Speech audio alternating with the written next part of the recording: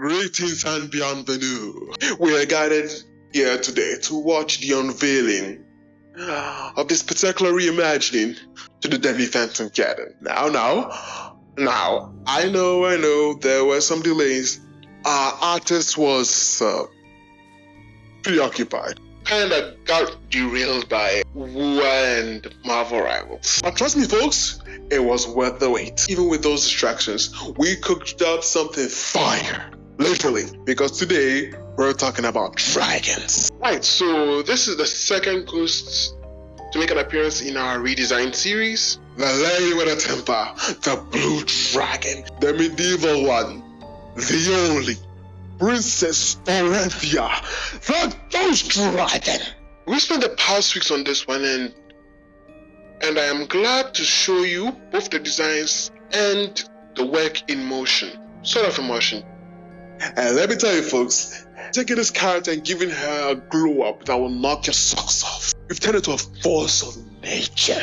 I am your host, Bossman, and he is Litbest. And together we are Lagos, and we bring you the Tiny Phantom Eidolon redesigns. Back on track. Spares? So Dora was ultimately challenged because she has very few scenes in the show, but most popular and notable scenes are in season 2, episode 14, Beauty Mark, where she was more of the focus ghost in that event and had a conclusion to her act. So we opted to add more to kill this dragon and hit a few fires, if you will. No knives here, folks. Just pure, unadulterated ghost dragony goodness. Dora is honestly an interesting take on the princess in the castle guarded by a dragon trope. I still have a sneaky suspicion that Dora is loosely based on specifically Fiona and the dragon from Shrek. Could be a coincidence, but with the hair and how her dragon's design looks similar to the female dragon in Shrek, a little bit of Hulk into the soup and then you have Dora. Mr. Hartman was a huge comic book fan, so it's kind of a nice blend. Sadly, this wasn't really addressed in her redesigns. We mostly ignored this fact. And why? Because we're too busy perfecting the dragon. But hey, shout out to our audience, they kept us right on track. The concept of an ancient ghost dragon was too cool of an idea to pass. We try to define and emphasize certain traits, as well as introduce a new concept on how fear and trauma can shape and manifest in someone. Designs were essentially based off medieval paintings and some costumes from medieval shows that we like. Although the initial reception was great, resulting in E, B, D, and H getting picked, we acknowledge that it can be better. In comes Battle Tufi. I hope I pronounced it right. Who pointed out our inaccuracies. And not only that, she gave us a link to a Pinterest page that had a far better selection of middle-aged clothing and hairstyles as well. With these new bits of knowledge, we incorporated a few things into the selected redesigns. Alright guys, this is where it gets good, folks. Spares, go on my guy. In the show, her family are the reason for her lack of self-confidence, so we made a few rules. A false smile. A princess must be perfect.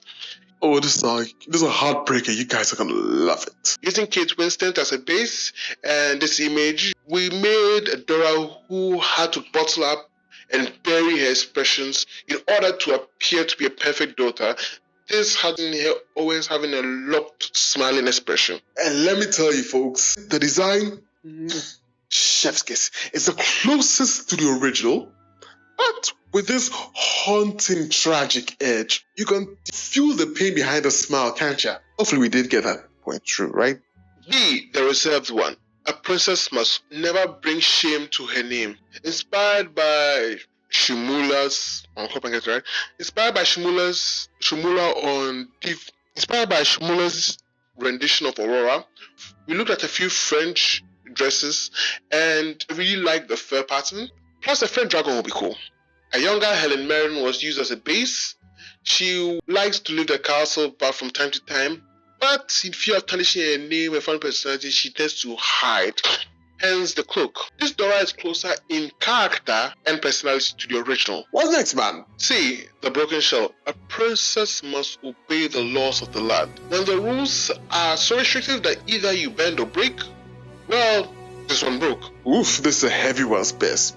Tell me about that pressure. Living a life of total compliance and keeping to herself, this version was made even younger, around Tiny's age. Not sure, couldn't decide yet, but it felt like the crushing pressure would be interesting from the perspective of a child. And the results manifest more in the dragon form. We would like to see that juxtaposition to help enhance the dragon form, Yubab. This one was based on 2 paintings I found. What's the last one, Spet? Bring it on home. D. The Scarred Noble, or Scarred. Tell us about the tragedy of the Scarred Noble. A princess must never be the source of tribulation. This one, we lean more into a tall, creepy ghost lady vibe. If C was broken by the system in compliance, D was killed by it, and she can't tell a soul who did. I used Eva Green as a base and ended up going more the Tudor route, which made her look more like Blue Diamond from Stevie Universe. She looks like a spectral queen. She's got that regal, almost ethereal vibe that we're trying to achieve. But there's this undercurrent of pain and rage. It's honestly mesmerizing. I'll be honest, that's what I wanted. I preferred D, but any of these 4 I was okay with. That being said, after reading all the feedback, it was kind of clear who everybody was going to vote for.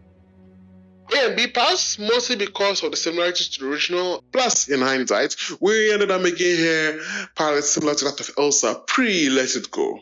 And the cloak. So in the final round, we decided to merge the colors. Coincidentally, B this time had Vlad's colors, and D ended up looking like, oh god, this is gonna be tedious, Eldegard von Hersberg from Fire. Wait, let me check that out. My name is Edelgard von Hersberg. Yeah, that's accurate. From Fire Emblem. In order to remove all biases, we gave everybody a cloak. Gives us, drumroll please. Usually we'd play the animation now, but you see, we promised you a dragon. So Dora's main ability is her transformation into a dragon, and not like a humanoid form, which is a basic monster with no effects. Other than that, she has the basic ghost kit. She has nothing special. We tried something else. Now, let's talk about the lore. The original story gave us the Amulets of Aragon. So initially we thought the amulet was more or less a cursed object which had the effects of 1,000 parts of Dora but not fully manifesting it. Like this chick Kitty tried to pull, but less intentional.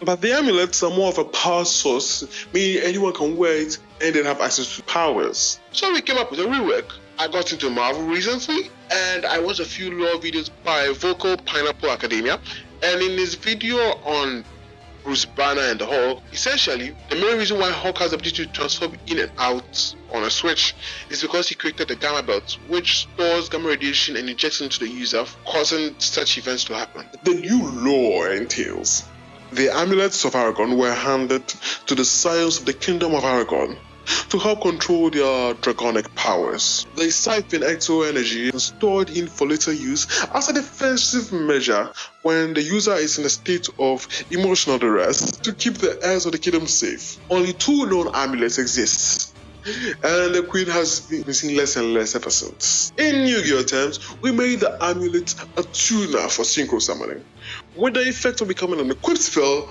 that attaches to the monster that was used to summon. Also, we also got to rope in her horrid mummy, which means we get to design a ghost queen, but not just any ghost queen, the Ghost Queen Dragon. I said Ghost Dragon Queen. Who knows?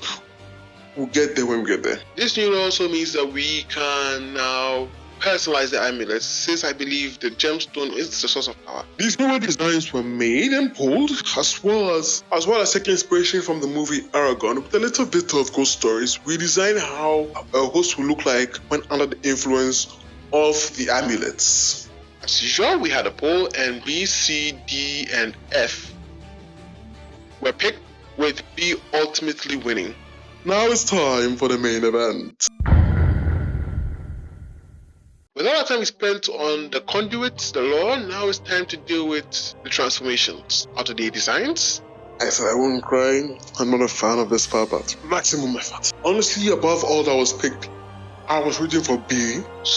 Sorry, he's a little bit salty. Funny enough. A, C, E, F passed. But they're based on these sources.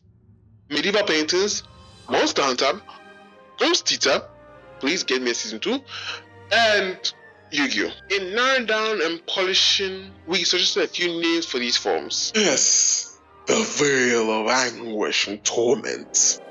This form was more of a malformed manifestation of a dragon. It was meant to look more like a deep sea animal with false eyes that were meant to trick people to think that she's dangerous. Although she's projecting that she's more bigger than she is. The face was borrowed from the Prithvi matter, and the overall aesthetic is similar to that of the Sariel and Zeus Aragamis from God Eater. Another face was added to the chest with tears inspired by the Vale of Tears statue in American McGee's Alice the Madness Returns. The medieval pyro.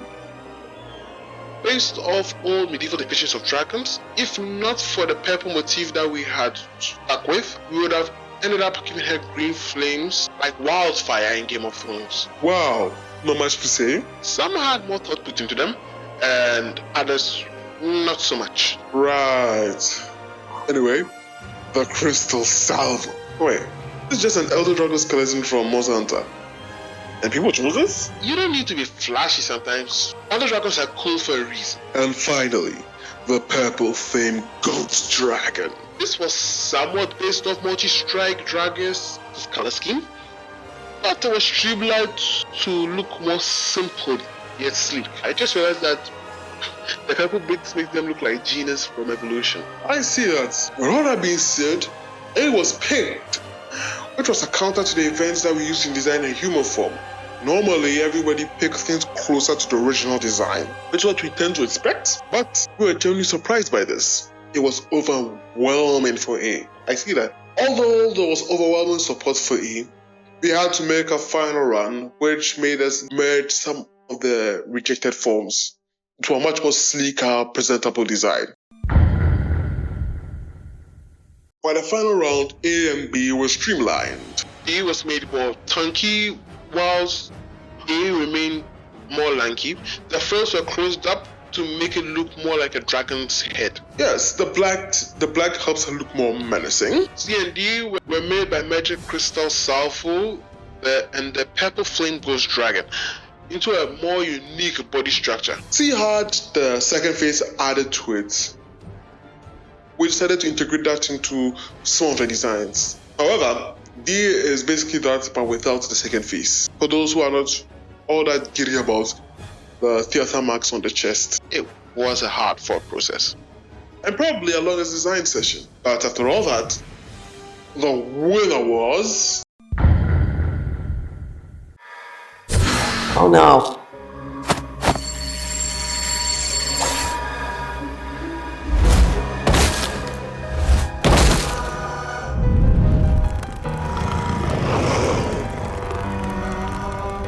I want to go!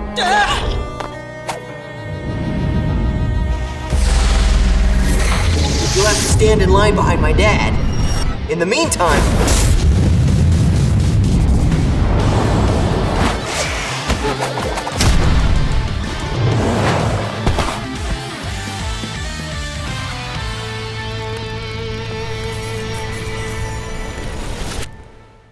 All I wanted was to go to the princess costume ball. And my horrid mummy won't let me! If that dragon suit's her idea of a costume, I'm on Mummy's side. Phew. Man, that's a relief. I'll tell you what a relief is. Darn, I almost forgot!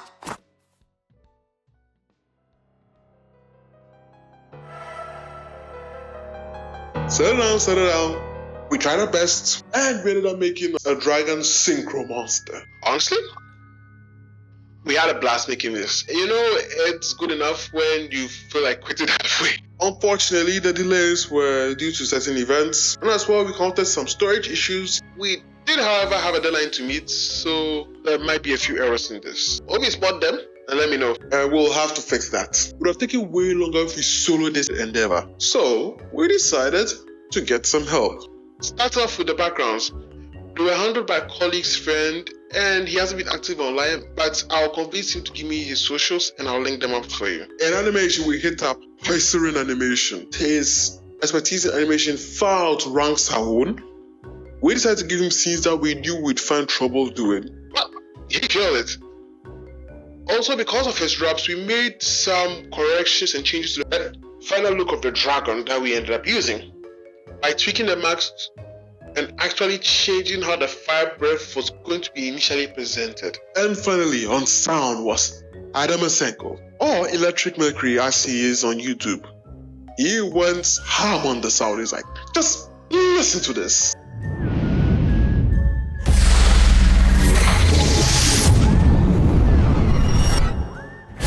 Previous work, it used to take us 3 months to pull something like this off. There you have it, folks. Princess DORATHEA reimagined. But this is just the beginning. We've got more characters, more stories, and more dragons in the works. Trust me, more dragons in the works. And with your support, we can help make it even faster. And if we hit 10,000 subscribers, we will bring back our Patreon. Because we've got big plans, and we want you to be part of the journey. So, what do you say? Let's make some magic together. Announcement. We are changing the production software to DaVinci now, and we'll be making a few experimental short form and videos in order to get our system ready. So, kindly stay tuned for those. Right. Till next time. But until then, au revoir. And the next character is...